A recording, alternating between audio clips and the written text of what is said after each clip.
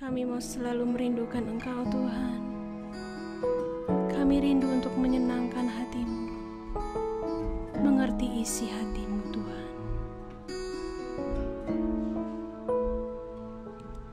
Bapakku rindu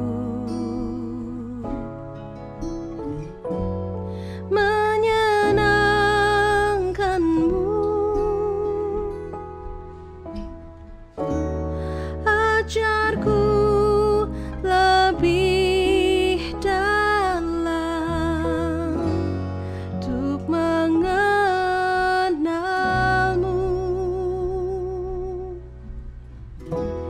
Bapakku pinta, layakkan aku,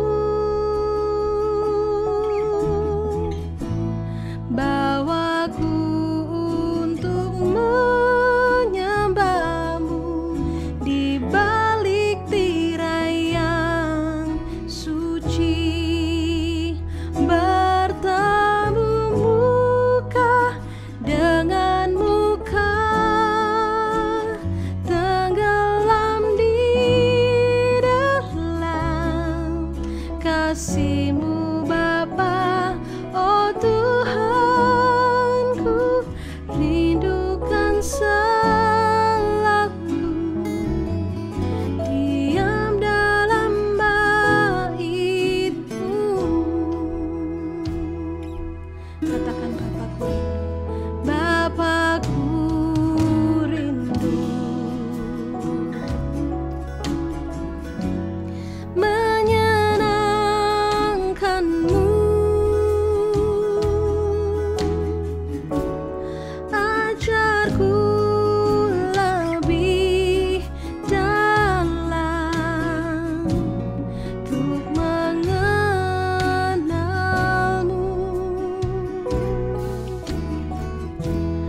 Bapakku pinta, layakkan aku, bawaku untuk menyembah-Mu di balik tirai yang suci, bertemu muka dengan muka, tenggelam di dalam kasih-Mu Bapa.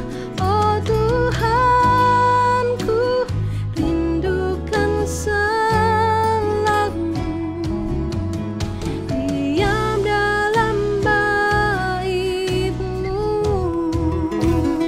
bertemu muka dengan muka, tenggelam di dalam kasih-Mu Bapa. Oh Tuhanku, rindukan selalu diam dalam bait-Mu, diam dalam bait-Mu, diam dalam bait-Mu.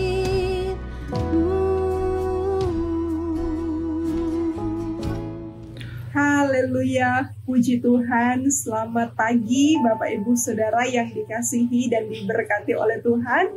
Salam dalam kasih Tuhan kita Yesus Kristus. Saudara, dimanapun saudara berada hari ini, saya percaya bahwa kita semua tetap mengalami kebaikan demi kebaikan Tuhan di sepanjang perjalanan hidup kita. Saudara, beberapa hari yang lalu, saya sempat bertemu dengan seseorang, dan orang ini kemudian mengajukan satu pertanyaan kepada saya. Dia katakan bahwa, kenapa Tuhan itu tidak menjawab doa secara cepat? Katanya dia sudah berdoa sekian waktu lamanya, tetapi Tuhan tidak menjawab doanya. Nah saudara, apakah ada di antara Bapak Ibu Saudara yang menyaksikan tayangan ini juga yang mungkin punya pengalaman yang sama seperti itu?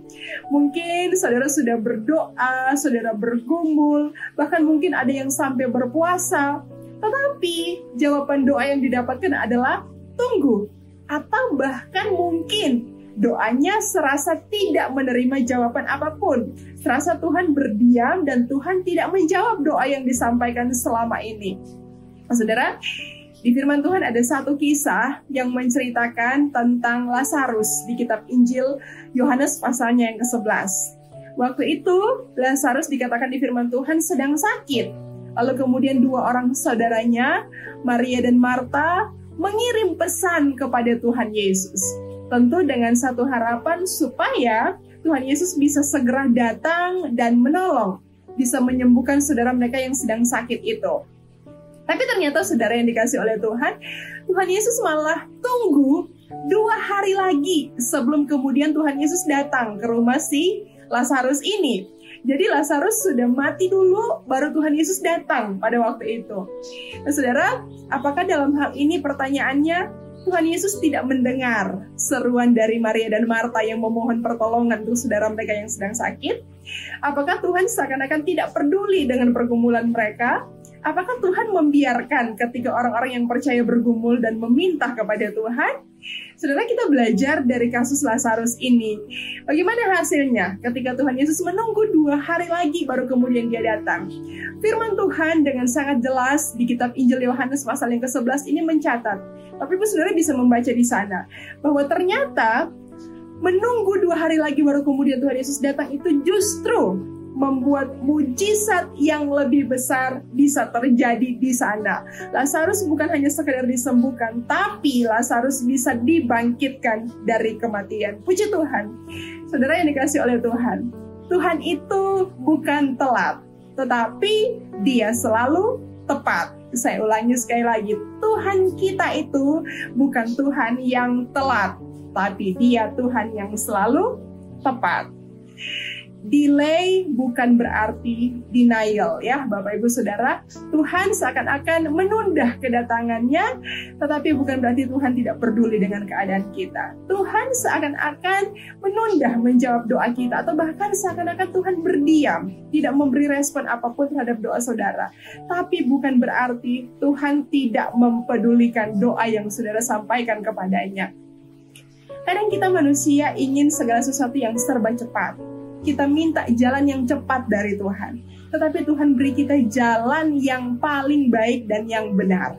Manusia itu suka yang instan, tapi Tuhan lebih suka untuk membentuk karakter kita menjadi pribadi-pribadi yang kokoh dan militan di hadapannya.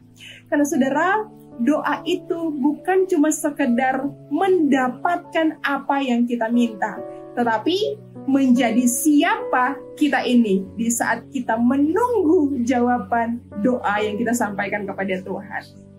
Saudara, Tuhan kita itu adalah Tuhan yang sama, baik dulu, sekarang maupun sampai selama-lamanya. Firman Tuhan katakan Dia tidak pernah berubah. Dia Tuhan yang sama, dan Tuhan yang sama itu Tuhan yang melakukan mujizat yang lebih besar daripada yang diminta oleh Maria dan Marta.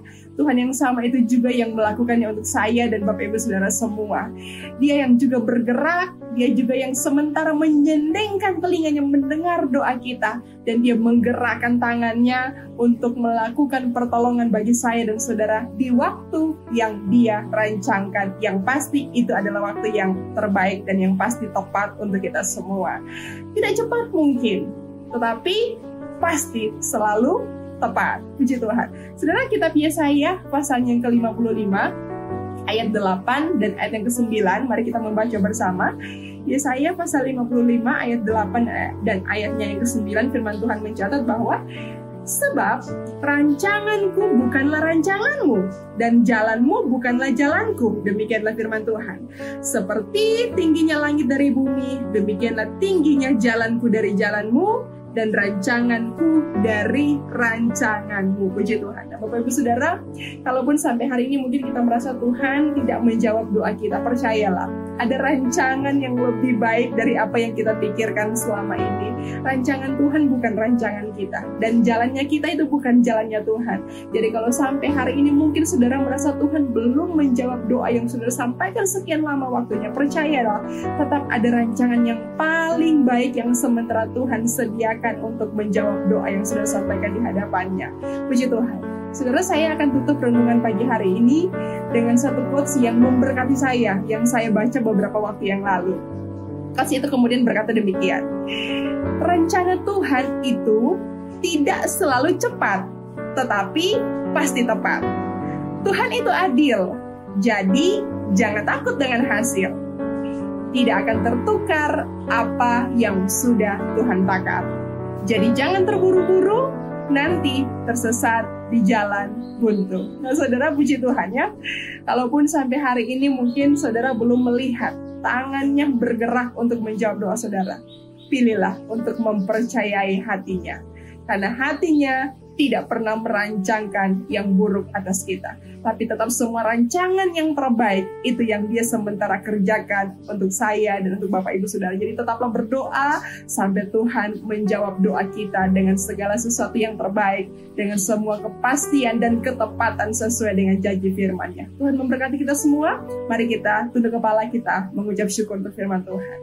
Terima kasih Bapa di sorga, Engkau sudah berfirman bagi setiap kami pagi hari ini. Beri kepada kami hati yang mau terus menantikan pertolongan Tuhan di dalam setiap doa yang kami sampaikan kepada Tuhan. Ajar kami percaya bahwa Tuhan tetap bergerak merancangkan yang terbaik bagi setiap hidup kami. Terima kasih Tuhan, beri kepada kami hati yang mengasihi Tuhan, sehingga apapun jawaban doa yang dari Tuhan, itu yang kami percaya tetap yang terbaik bagi setiap kami. Terpujilah nama Tuhan, memberkati seluruh umat-umat Tuhan sepanjang hari ini. Dalam setiap tugas, aktivitas, tanggung jawab yang dikerjakan, Tuhan kiranya menyertai dan memberkati. Beri kami damai sejahtera dan sukacita sepanjang hari ini, dan kebajikan, kemurahan Tuhan belakang yang mengikuti setiap langkah hidup kami. Terpuji nama Tuhan. Dalam nama Tuhan Yesus Kristus kami berdoa, kami bersyukur kepada Tuhan. Haleluya. Amin. Puji Tuhan, selamat beraktivitas. Tuhan Yesus memberkati.